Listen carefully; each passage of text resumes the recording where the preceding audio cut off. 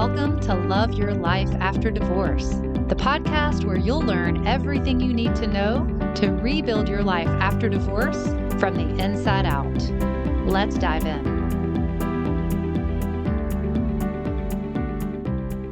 Hey there, friend. How's everything going with you?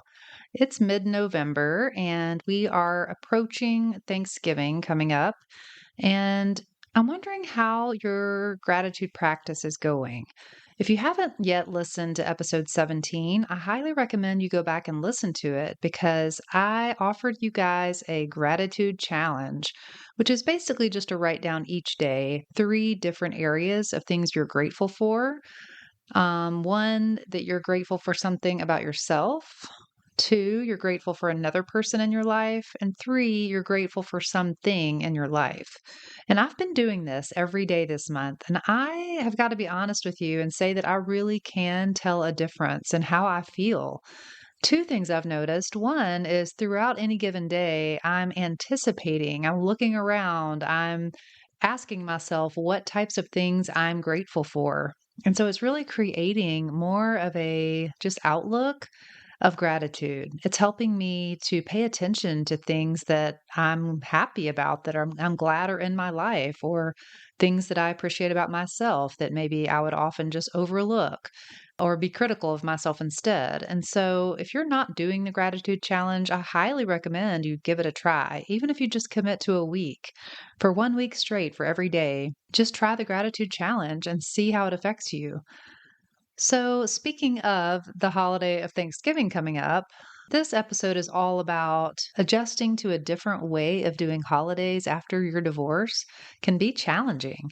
And so today I just want to offer you 5 tips, just things to keep in mind as you create this new normal for yourself and your kids.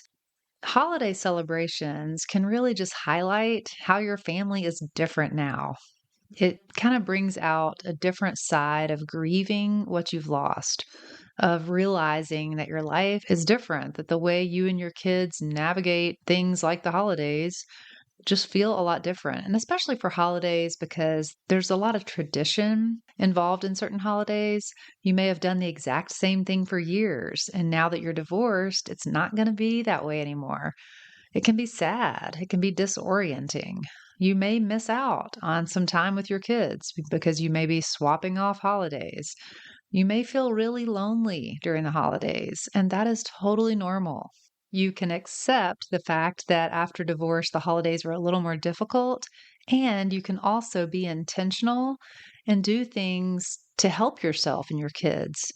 And so that's what I want to offer you today. I want to offer you some really concrete advice on ways that you can make the holidays just as special and as meaningful for you and your kids as they were before you got a divorce.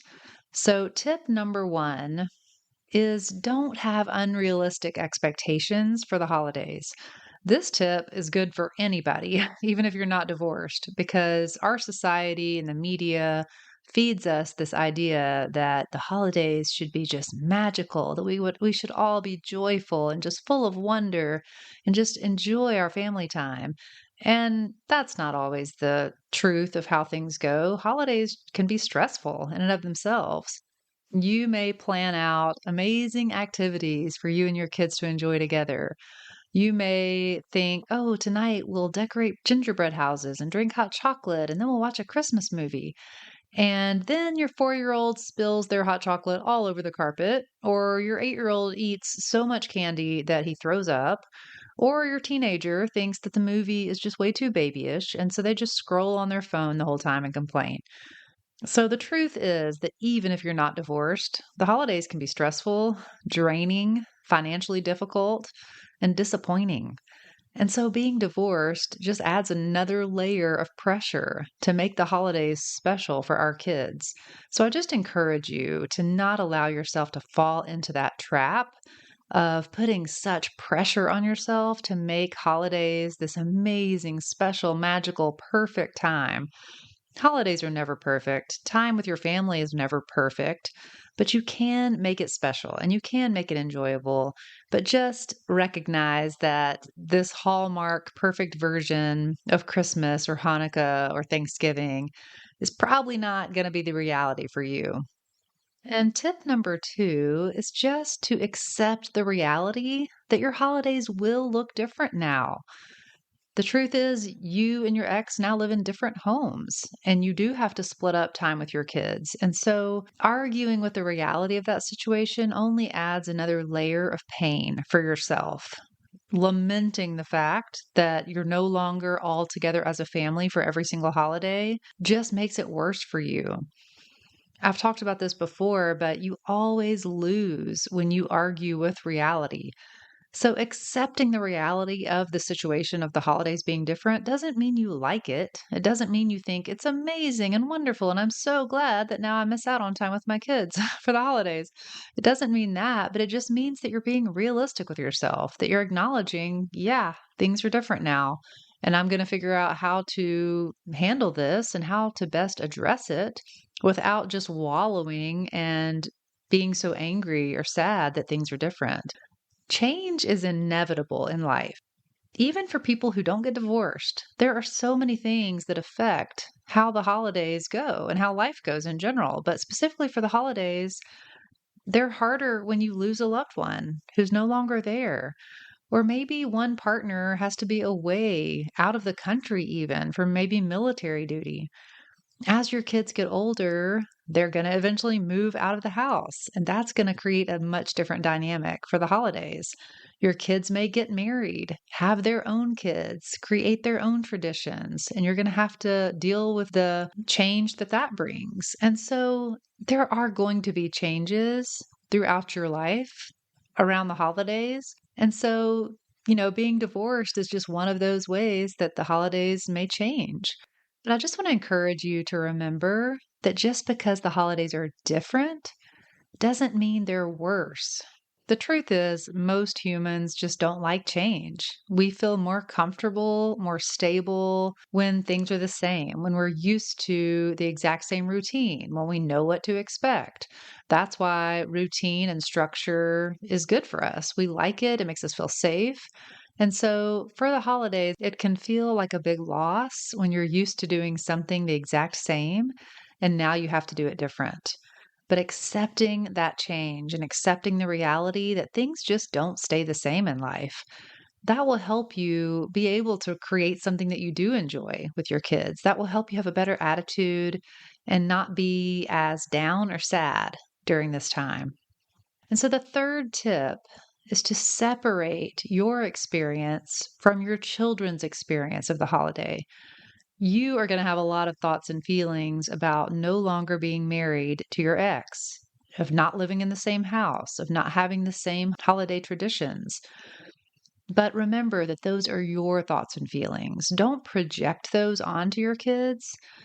And don't put the burden of your own emotional stability onto your kids. For example, don't tell your kids how sad and lonely you're going to be when they're with their other parent. And definitely, please do not use your kids as pawns or use your time with your kids to punish your ex or to make the holidays harder for them. Please keep your kids' well being and their own emotions at the forefront of your mind. Do what you can to fully support them. Allow them to have their own feelings about it. If they bring up being sad or missing out, just listen, just be there for them. Let them know that it's okay and it's safe for them to express their feelings of disappointment or sadness to you about their experience of the holidays. But like I said, keep your experience different from your kids' experience.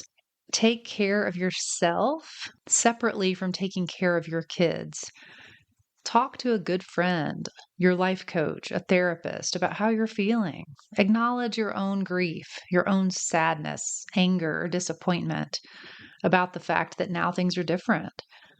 Don't try to push your way past your emotions and just stay busy or distracted. The holidays can be extremely busy, and it may be tempting to just push through and try to just focus on getting all the things done. instead of taking the moments that you need to just sit with your feelings and be sad.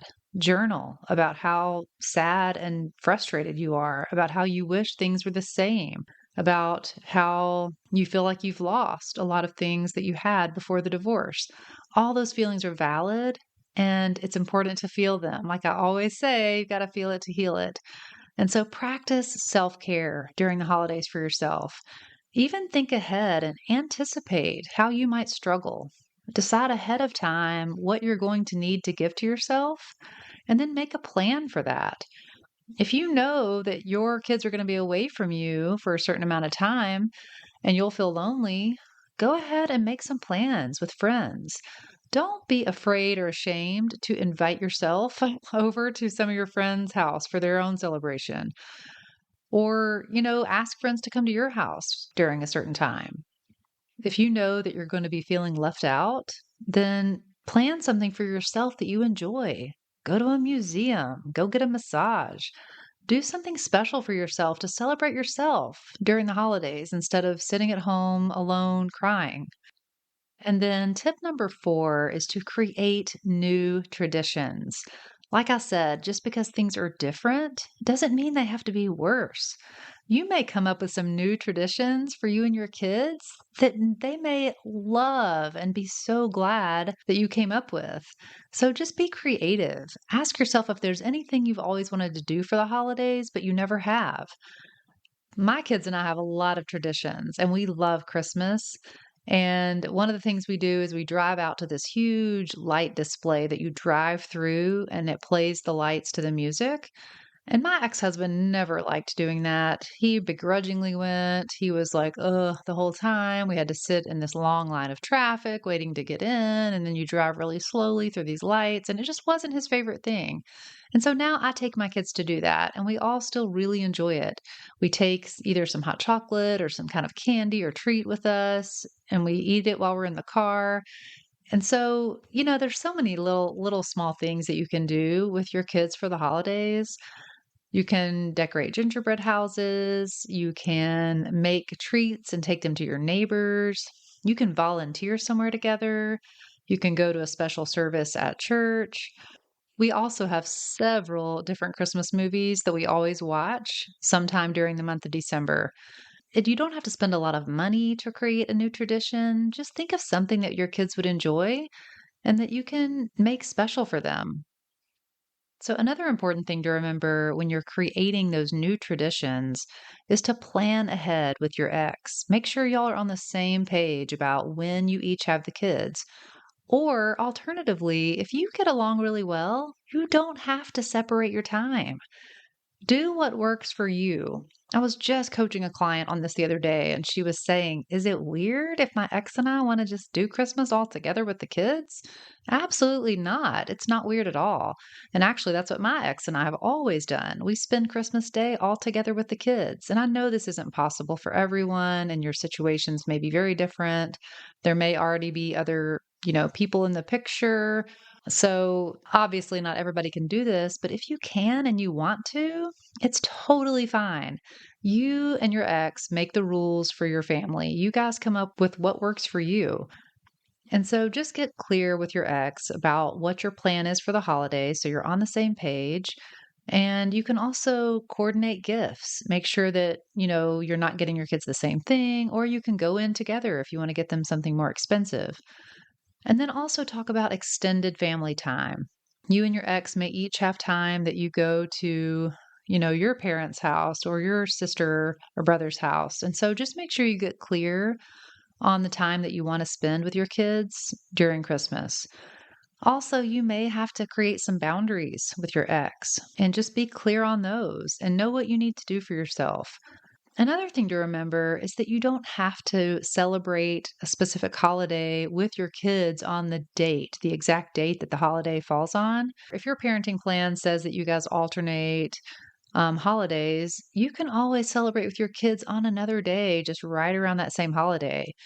Kids would rather have two celebrations with each of you than have it on the exact same date or the exact date that the holiday falls on. So, like I said, you create your own rules, you create your own expectations and your own practices of your holiday with your kids. And then tip number 5 is to not let your emotions drive poor choices. For example, don't confuse the fact that you're sad about the holiday being different now. Don't confuse that with thinking that you should get back together with your ex. A lot of times the holidays just bring up a lot of emotion. And so just be careful not to make poor decisions based on the heightened sense of loneliness or the heightened expectation that you should be with loved ones or that you should be in a relationship. Don't reach out to an old ex or someone that's in your life that's not good for you just to hook up because you're lonely. If you know you're going to regret it later, don't do it. Just stop and think about it. Talk to a good friend before making any of those kinds of decisions. And also, don't let that feeling of guilt cause you to spend more money than you actually should on Christmas gifts for your kids. You really don't need to buy them an excessive number of gifts or spend a lot of money because you feel bad that their holidays look different now. Don't let the fact that you and your ex chose divorce, don't try to buy your kids love at this time of the year. Honestly, kids value quality time with you more than they do any gift. I mean, think about your favorite holiday memories as a child. I mean, yes, there may be that one amazing Cabbage Patch doll that you got that you'll never forget. Mine was a corn silk. Do you remember those? They had the hair that you could actually brush. Oh, I loved my corn silk Cabbage Patch Kid. But anyway, what I most remember though is singing Christmas carols with my family, driving back home from my grandmother's house on Christmas Eve and looking out the window and trying to find Santa's sleigh or the special meals, the special food that we had. Those are the memories that stand out to me the most, not the gifts that I got. So just remember that overall, you set the tone for the holidays with your kids. If you are more at peace with how the holidays are now different, then your kids will be more at peace. If you're excited about creating new traditions, then your kids will be more excited. If you focus on the positive things about the holidays now that you're divorced and you give them that example that even though things are different, that they're not all bad, then you are going to create that environment and that mindset in your family and for your kids. So, first and foremost, like I said, take good care of you. Make sure you are dealing with the painful or the sad or the angry emotions that you have. Just make sure you're allowing yourself to feel what you need to feel. Attend to your own emotional needs and to your own logistical, physical needs. Like I said, make plans for yourself. If you take good care of yourself, you can take even better care of your kids. So the holidays can still be absolutely wonderful, amazing, connecting with your kids, with your extended family, even with your ex, if you guys are on good terms. Don't let anybody else's idea of what the holidays should look like affect what works best for you and your ex and your kids. Create the holiday that makes the most sense and provides the most joy and peace for you and your family. It is entirely possible. So that's what I have for you today. Until next time, just take good care of yourself and keep focusing on creating a life that you really love after divorce. If you're feeling lost, overwhelmed, or unsure of how to move forward after your divorce, I've created a free guide just for you. It's called the 5 Stages of Divorce Recovery, and it lays out the roadmap to help you heal, rebuild, and love your life after divorce. This guide is packed with insights and actionable steps that will take you from grieving to embracing your future with confidence. Click the link in this podcast description, and the free guide will be delivered straight to your inbox.